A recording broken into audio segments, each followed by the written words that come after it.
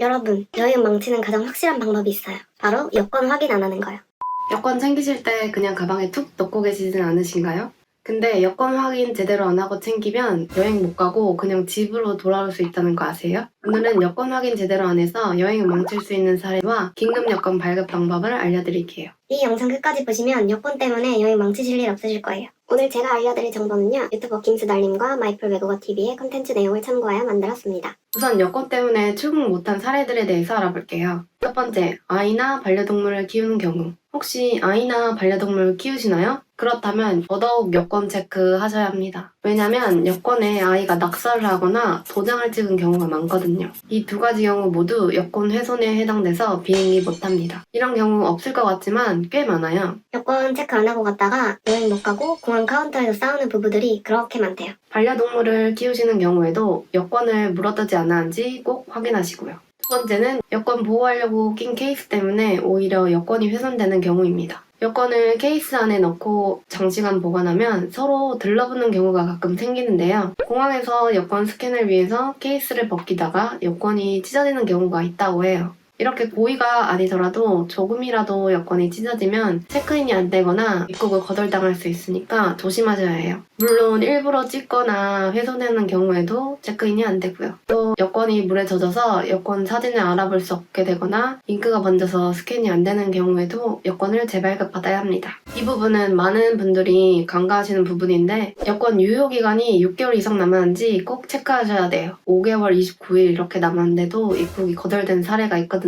간혹 유효기간이 간당간당하게 6개월 2일 이렇게 남아있는 경우가 있는데 출국은 어찌저찌 되더라도 해외에서 입국할 때 골치 아파질 수 있어요. 해외 공항에서 말도 잘 안 통하는데 설명하려면 골치 아프겠죠? 또 다음은 깜빡하고 집에 여권을 두고 오는 경우입니다. 이렇게 집에 두고 오는 경우를 제외하면 조금이라도 여권이 훼손되었거나 하면 미리 여권을 재발급받는 것이 가장 좋아요. 근데 여권 훼손된 걸 여행 전날에 발견했다거나 당일 공항에서 발견했다면 여행 정말 포기해야 될까요? 아직 한 가지 방법이 남았습니다.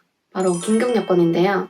몇 가지 조건들이 있어요. 지금부터 차근차근 알려드릴 테니까 잘 따라오세요. 우선 긴급 여권이란 급하게 출국해야 할 상황에서 당일 발급받을 수 있는 여권을 말해요.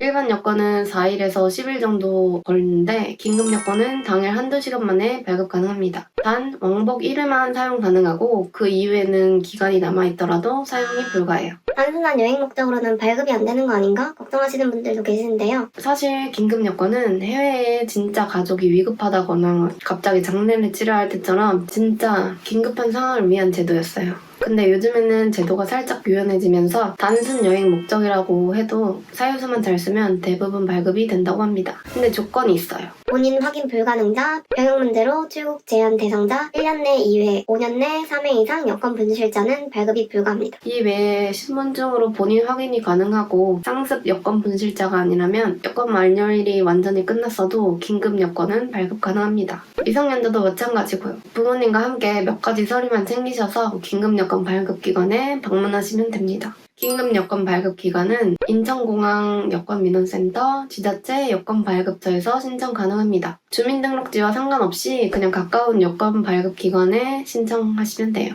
운영 시간은 오전 9시에서 오후 6시까지인데요. 4시 반에는 신청을 마감하니까 그 전에 방문하시는 것을 추천드려요. 여기서 주의해야 할 점이 하나 있는데요. 주말에는 인천공항 1터미널, 2터미널 여권민원센터 모두 운영되지만 업종 공휴일에는 2터미널의 여권민원센터만 운영하고 1터미널은 휴무이니 이 점 꼭 참고하세요. 긴급 여권을 만들려면 필요한 서류들이 몇 가지 있는데요. 신분증, 여권사진 1장, 긴급 여권 발급 사유서, 여권 발급 신청서, 긴급성 입증 서류입니다. 탑승 예정 항공권이나 출장 공문 진단서 같은 것들이요. 여기서 미성년자 같은 경우에는 추가로 부모님과 같이 갈 경우 가족관계 증명서, 법정 대리인 신분증이 필요합니다. 그런데 여행 갈 때 여권 외에 신분증 가지고 다니시나요? 저는 보통 안 가지고 다니는데요. 그러면 어떻게 해야 할까요? 우선 여권이 훼손되지 않고 유효기간만 6개월 미만으로 남은 경우에는 여권을 신분증으로 인정 가능합니다. 하지만 여권이 훼손되었거나 유효기간이 만료되었다면 별도의 신분증이 반드시 필요해요. 그렇다면 긴급여권 발급 비용은 어떻게 될까요? 긴급여권 수수료는 53,000원으로 꽤 비싼 편입니다. 원래는 15,000원이었지만 남용 방지를 위해서 수수료가 인상되었다고 해요. 근데 친족 위독이나 사망 등 합당한 사유를 증명하는 서류가 있는 경우에는 수수료가 20,000원이라고 합니다.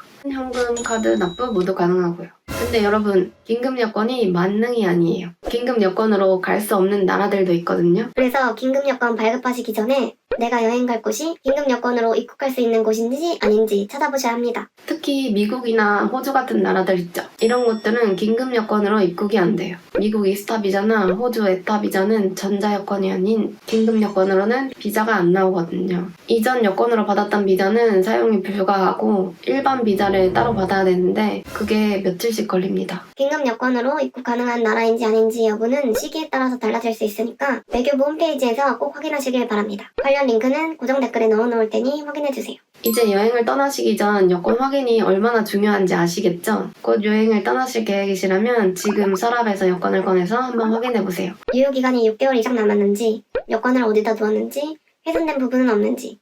이 세 가지만 체크하시면 비행기 못 타실 일 없으실 거예요. 여러분은 여행 준비하면서 이런 상상 한 번쯤 안 해보셨나요? 공항에 갔는데 챙긴 줄만 알았던 여권이 가방에 없는 상상. 저는 공항 가기 전에 몇 번이나 여권을 체크하면서도 항상 그런 상상을 하는데요. 오늘 영상도 언젠가 미래의 저한테 도움이 되지 않을까 하는 마음으로 정보들을 정리해서 올리고 있습니다. 여러분은 여행 준비하면서 어떤 상상을 많이 하시나요? 아니면 여행 준비하면서 어떤 점이 고민되고 걱정되시나요? 댓글로 남겨주시면 다음 영상 만들 때 참고하도록 하겠습니다. 오늘 영상이 유익하셨다면 좋아요와 구독 눌러주시고 다음에는 더 좋은 영상으로 찾아오겠습니다. 시청해주셔서 감사합니다.